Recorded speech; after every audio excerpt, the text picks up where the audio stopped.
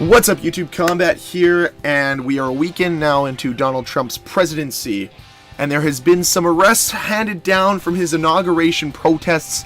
And before I get into the CNN article, the fake news article, I'm going to just briefly touch on what happened for those who don't know. So when Donald Trump had his inauguration, there was protests across the nation, but mostly in Washington, D.C., essentially very peaceful for the most part, but some of it turned ugly and violent, and 217 arrests were made.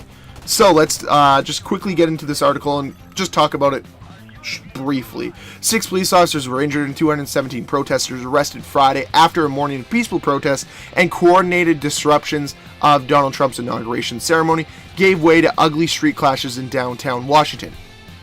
So, the big thing to take away from this is there was peaceful protesting, but some people escalated it higher, and that's why these arrests were made. These arrests were not made because somebody was holding up a "Not My President" sign. A lot of people want to believe that it's the police and the government trying to shut down protesting. They're not doing any of that, because they still allowed the Women's March to happen. They still allowed Madonna to threaten terrorism.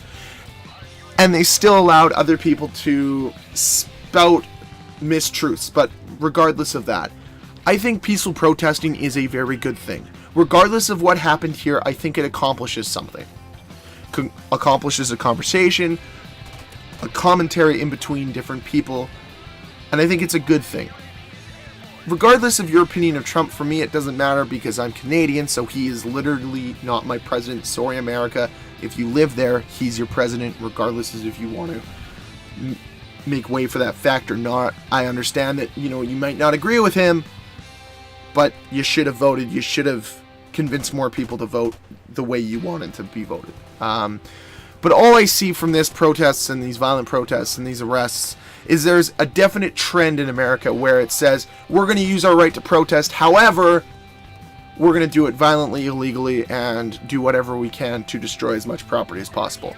If that is not the worst thing I can hear, it's not a good thing. That's not, there's tens of thousands to close to 100,000 protesters in Washington, D.C., maybe even more, that were protesting, and the fact that only 217 people were arrested is a good thing, meaning there's a very small minority of people protesting violently and illegally. But the problem isn't that, it's the fact that these 217 people are being represented as the majority, and that's where I have an issue, because maybe if you're going to take protests violently, maybe the peaceful protesters should take a violent protest to your violent protest.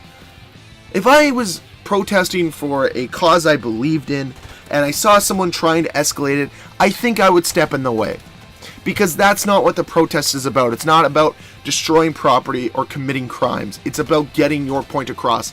And it becomes a lot less stronger when people escalate it to, violent or destroying a property heights, and when it becomes illegal activity instead of a legal protest. Now, you can have your opinion, whatever you want to say. Let me know down below what you think about protesting. Obviously, and let me know, what you think about this whole inauguration protests that have happened against Donald Trump. Obviously, regardless of what you have to say about him, I still think we have to let him get his time, get his feet wet as president before we really judge him. In Canada, that seems to be what we're saying with Justin Trudeau, is we're saying, don't judge him on his first year, let him, warm you up with his other years to come. So don't just make all your blanket statements now. I understand he said some very controversial things, but at the end of the day, just see what happens. I know I might feel differently if I was American.